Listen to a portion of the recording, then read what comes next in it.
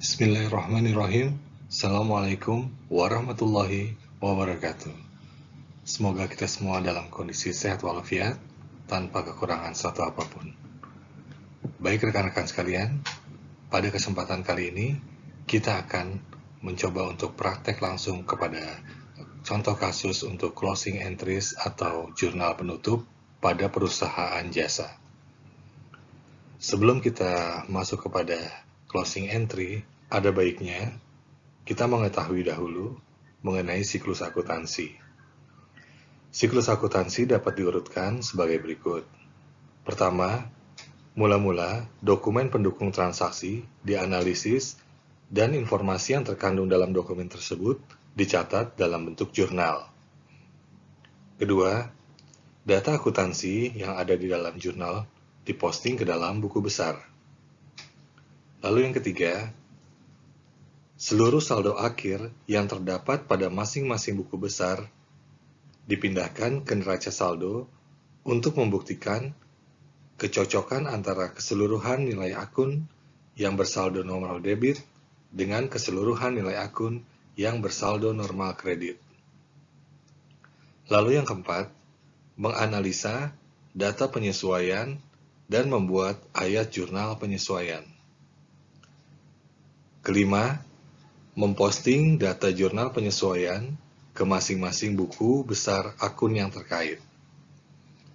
Yang keenam, dengan menggunakan pilihan atau opsional bantuan neraca lajur sebagai kertas kerja, neraca saldo setelah penyesuaian, dan laporan keuangan disiapkan. Ketujuh, membuat ayat jurnal penutup atau closing entries. Yang kedelapan, memposting data jurnal penutup ke masing-masing buku besar akun yang terkait. Kesembilan, menyiapkan neraca saldo setelah penutupan atau post-closing trial balance. Dan yang terakhir adalah kita membuat ayat jurnal pembalik atau reversing entries.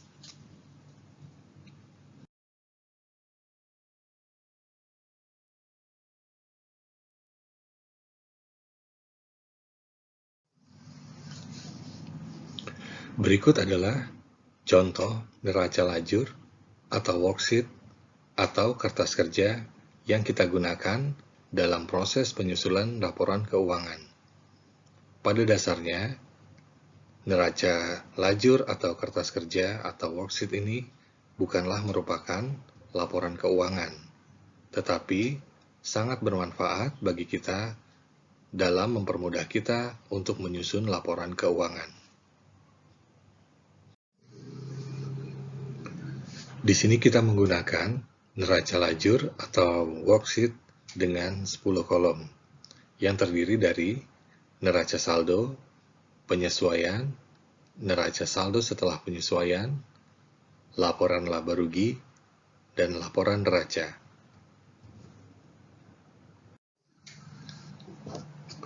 Pada prinsipnya, jurnal penutup atau closing entry kita buat setelah laba rugi atau neraca itu terbentuk, di mana kita membutuhkan komponen-komponen apa saja yang harus kita buatkan closing entries atau jurnal penutupnya. Kita lihat di sini. Di sini terdapat laporan laba rugi dari worksheet atau neraca lajur serta laporan neraca. Bagian-bagian dari laba rugi ini nanti kita akan buatkan closing entries atau jurnal penutupnya. Sedangkan di posisi neraca, kita akan menutup akun Prive.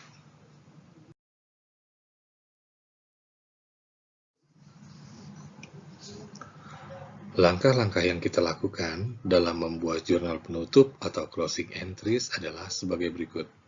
Pertama, kita mentransfer akun pendapatan yang memiliki saldo normal kredit ke sebelah debit, dan kemudian mengkreditkan akun ikhtisar laba rugi atau income summary.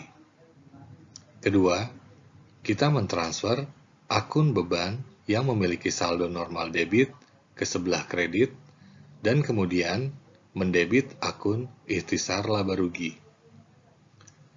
Langkah ketiga adalah kita mentransfer jumlah laba bersih atau rugi bersih ke akun modal dengan ketentuan bahwa jika laba bersih, maka akun modal akan dikredit. Debitnya adalah akun ikhtisar laba rugi. Dan sebaliknya, jika rugi bersih, maka akun modal akan didebit, kreditnya adalah akun ikhtisar laba rugi. Yang keempat, mentransfer akun Prive yang memiliki saldo normal debit ke sebelah kredit dan kemudian mendebit akun modal.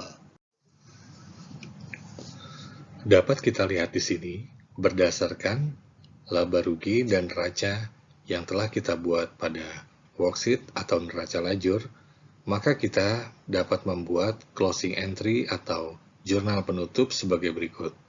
Yang pertama, pendapatan jasa yang ada di kolom laba rugi sebesar 176 juta, kita buatkan closing entries-nya atau jurnal penutupnya. Kita lihat di sini bahwa pendapatan jasa bersaldo normal kredit pada laporan laba rugi. Maka untuk penutupnya, kita harus membalik posisi pendapatan jasa di sebelah debit. Maka jurnal yang dibuat adalah pendapatan jasa pada ikhtisar laba rugi.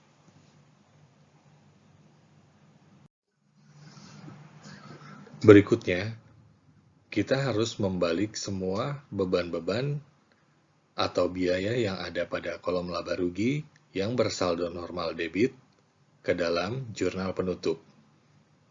Maka, jurnal yang dibuat adalah ikhtisar laba rugi pada beban gaji, beban listrik, beban pemeliharaan, beban bunga, beban rupa-rupa, beban asuransi, beban iklan, beban perlengkapan kantor, beban penyusutan kendaraan, dan beban penyusutan peralatan kantor. Total seluruh beban ini, kita masukkan nilainya ke dalam ikhtisar laba rugi. Karena posisi awalnya ada di debit untuk beban-beban, maka jurnal penutupnya kita harus membuatnya berlawanan, yaitu di sebelah kredit. Sedangkan debitnya adalah ikhtisar laba rugi. Selanjutnya, kita akan menutup akun ikhtisar laba rugi. Kita lihat di sini bahwa penutupan akun pendapatan di sini nilainya 176 juta, ikhtisar laba rugi dikredit 176 juta. Lalu, saat kita menutup akun beban, di sini total dari akun beban yang ada adalah 178 juta 60.000. Maka, untuk menutup akun ikhtisar laba rugi, kita harus membandingkan nilai yang ada pada penutupan akun beban dan penutupan akun pendapatan. Kita lihat di sini, 178 juta 60.000 kita kurangi dengan 176 juta. Maka, jurnal yang dibuat adalah modal sebesar 2.060.000 pada ikhtisar laba rugi sebesar 2.060.000. Dengan demikian, ikhtisar laba rugi pada akhirnya nanti akan bersaldo 0, lalu laba atau ruginya itu akan pindah ke dalam akun modal. Jika kita laba, maka jurnalnya ikhtisar laba rugi pada modal. Karena pada prinsipnya, modal bertambah, posisinya harus di sebelah debit. Jika modal berkurang, posisi harus di sebelah debit.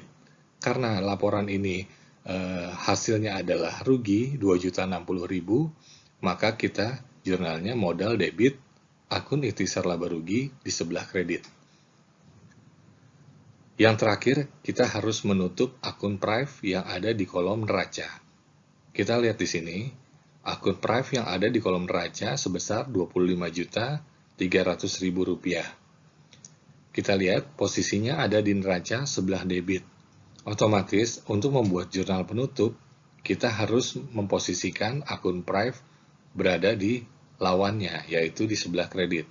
Maka, jurnal yang dibuat adalah modal pada Prive sebesar Rp25.300.000. Setelah kita membuat jurnal penutup atau closing entries sebelumnya, maka langkah berikutnya adalah kita memindahkan akun-akun yang terdapat di dalam jurnal penutup atau closing entries ke dalam buku besar akun-akun yang ada.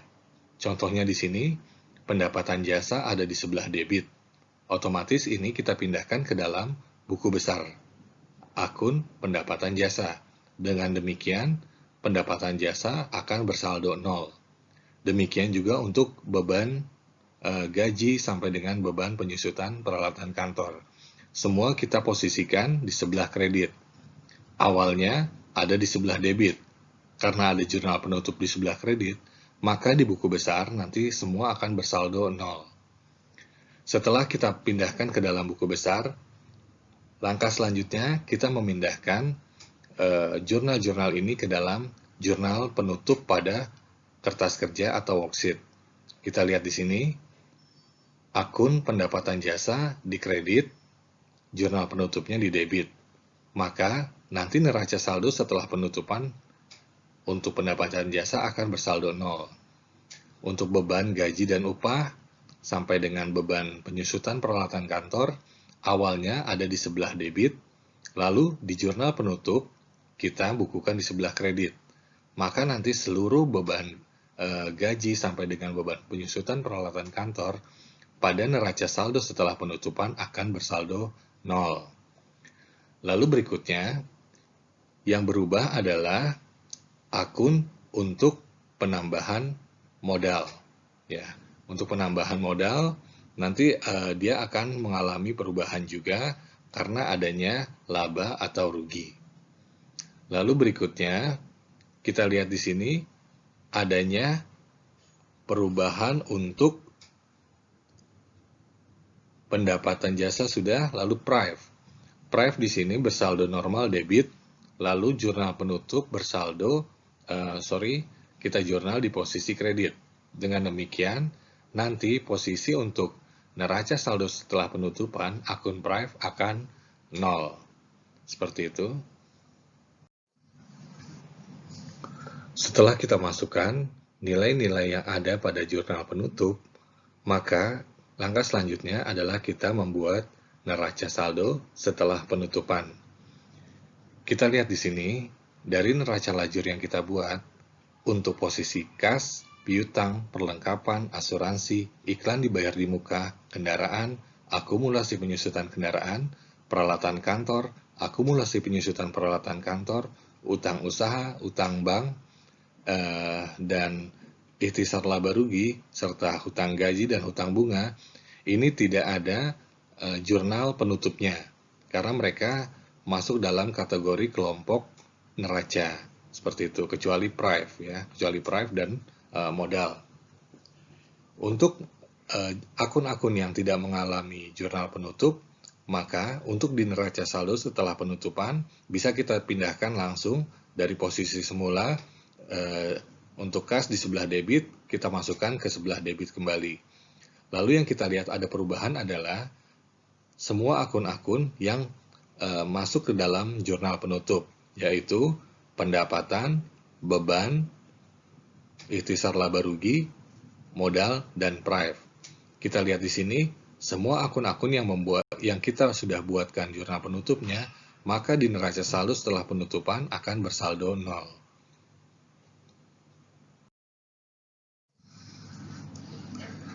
Maka, setelah kita pindahkan akun-akun jurnal penutup ke dalam neraca lajur tadi, atau kita telah pindahkan ke dalam buku besar, maka pada akhir periode, akun-akun yang tersedia merupakan akun-akun neraca tanpa adanya akun laba rugi seperti pendapatan dan beban.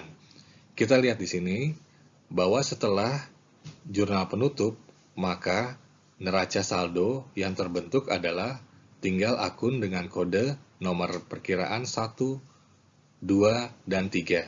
Untuk kode perkiraan 4, 5, dan seterusnya itu sudah hilang karena sudah kita tutup melalui closing entry atau jurnal penutup. Nah, neraca saldo yang kita bentuk setelah jurnal penutupan ini akan digunakan dalam proses pencatatan di periode-periode selanjutnya. Setelah satu periode selesai, kita akan buatkan jurnal penutup kembali, sehingga akun-akun yang ada hanya tinggal akun-akun neraca. Yang perlu kita perhatikan, di sini total debit 348.640.000 di sebelah debit, demikian juga nilai yang ada di sebelah kredit totalnya harus sama atau balance. Jika sini sudah terbentuk, maka kita baru bisa melanjutkan pada proses pencatatan di periode-periode berikutnya. Demikian penyampaian yang dapat saya berikan untuk kasus closing entry atau jurnal penutup pada perusahaan jasa. Mohon rekan-rekan sekalian untuk memperbanyak literasi dalam pembelajaran akuntansi serta sering-sering melakukan contoh kasus penyelesaian untuk perusahaan-perusahaan jasa ataupun perusahaan dagang nanti jika sudah dapat materinya. Demikian pertemuan pada kali ini. Kurang lebihnya saya mohon maaf. Assalamualaikum warahmatullahi wabarakatuh.